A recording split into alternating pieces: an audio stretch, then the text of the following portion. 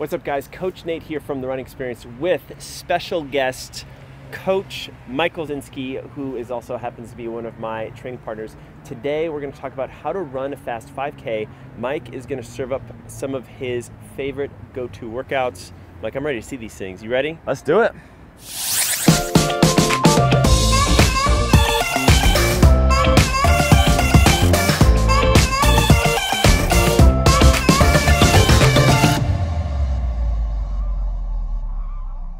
So guys, before we dive in, let me tell you a little bit about Mike.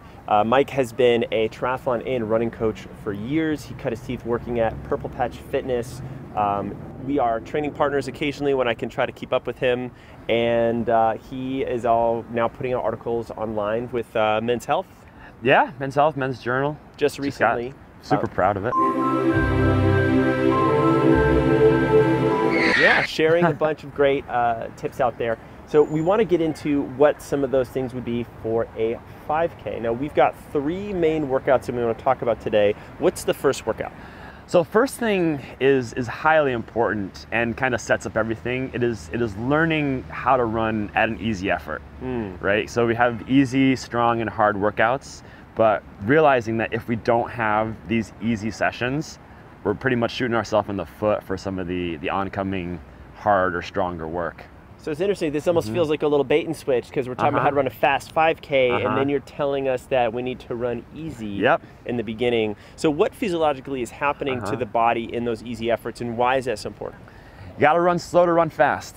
And a lot of people overlook this concept, but there is a heavy benefit to that. Like, so we have muscles, tendons, and ligaments that are very important to the way that we run. And even on an easy run, we're working at around 80 to 90 steps per minute, and our muscles and our tendons really feel that. Yeah. So it's providing this light and absorbable stimulus that we can kind of take on. We adapt to it very quickly, and it kind of charges us to go ahead and forward and hit a bigger, harder workout in 24-hour period or something. That's great. So if we skip that easy part, we're not well set up for the harder sessions to come. How do I know I'm in that easy zone? Yeah, the best way that I've found, and I've played with a lot of different techniques in getting here, is really just thinking your breathing and ventilation. So I call easy efforts a conversational effort.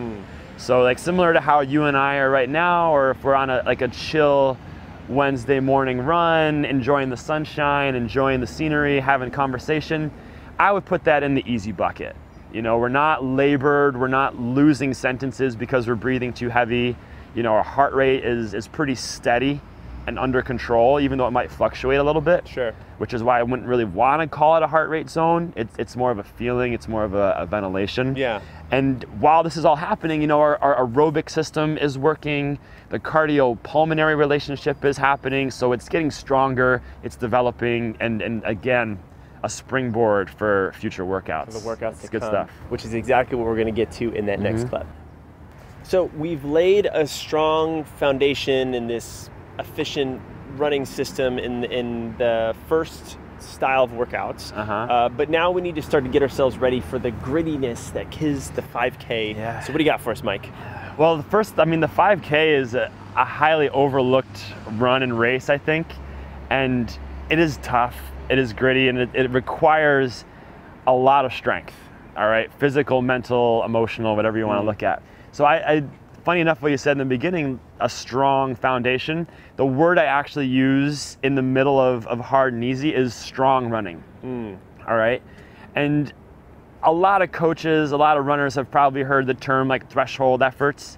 I think it'd probably be closest to that with a little bit of leeway, So what are some examples of this strong threshold effort that runners should be doing, and how does it really benefit them? So the way I would classify this would be breathless, right? This is a run that, if easy is having a conversation, hard or strong is you're losing your breath. Right? You couldn't maintain a conversation. A good way to test it that I like in the beginning, which you can then make some progressions from, is just saying, I'm gonna run 2 times 8 minutes on the edge of losing my breath. All right, with about 3 to 4 minutes in between. All right, so and then once you can find what that effort is, find that pace or that speed, you can make progressions. You can do 3 times 8, you can do back to 2 times 10, you can do all the way up to 3 times 10, which might be an advanced one. But yeah, there's some good ideas so on starting it. with 2 times 8, then working up to 2 times 10 movement, 10 minutes, and then going to 3 by 8 minutes, and then potentially all the way up to 3 by 10, kind of at this breathless state. Now, this isn't at my actual 5K training speed. This might be a little bit slower. Right, it'd be a little bit slower because we're not at race effort, and your 5K, you're pretty much putting it all on the line. The strong/strength component when related to running is highly important. It's very postural. So in this run, you want to be highly focused on your form, on good spinal posture, on a good lean, good momentum, all the things that you're going to want to carry with you when you go and race. And then with that little bit of breathlessness, you'll start to feel a little breakdown in your form. You'll feel a little bit of burning in the body, which is great. But you can still control it a little bit. You can still control it. That's and awesome. You can still back away. You can still back away to make sure your form is good. Whereas in the race, you might just give it a little bit. Get kicked off the back of the bus or might whatever. Who knows what's going to happen. So in this third one, we're going to talk about that hard effort and what that looks like. So we saved the best for last.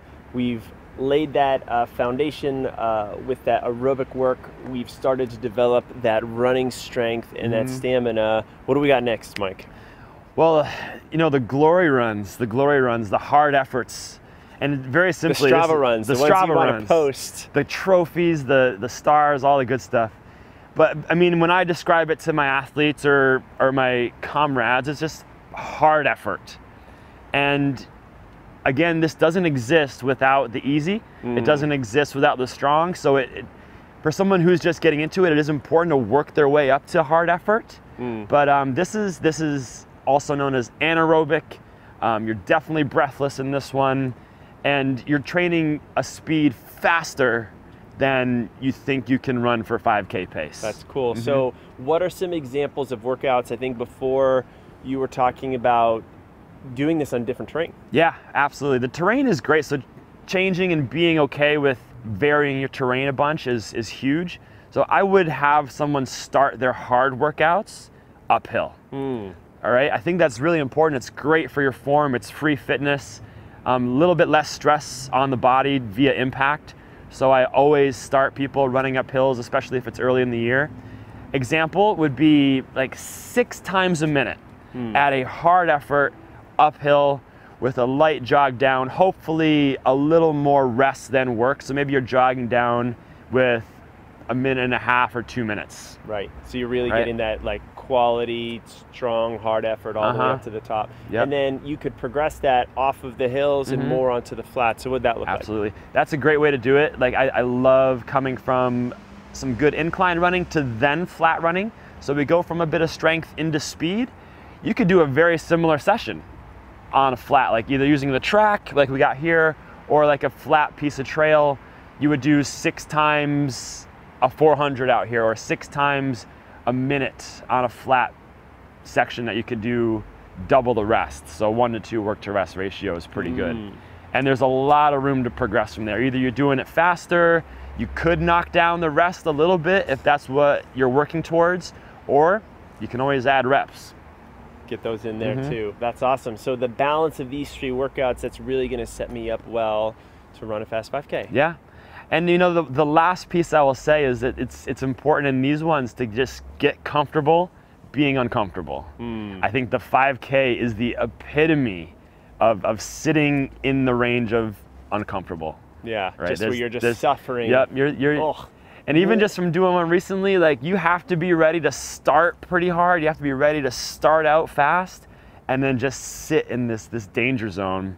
So that's what this training is doing for us, is just getting us ready to take on such an effort. I love it. Well, let's do it, Mike. Let's go run a 5K. I'm ready. I'm all excited. You got me fired Jazzed up. I'm jazzed. Yeah. Oh boy. Thanks, buddy. Yes. We gotta stand nice and close. Nice and close. Testing. This is Mike. Mike, what'd you have for breakfast? Coffee. Coffee. A liquid diet. And a protein shake. Just kind of jiggle your butt a little bit. Yeah. Oh, the glutes. Guys, thanks for, don't say guys. Say that again. Some of the best triathletes out there that he's worked with. Hey guys, super stoked. Wait, now I'm just like starting the video over again. This is just not even, let me tell you a little bit about Mike here. Mike.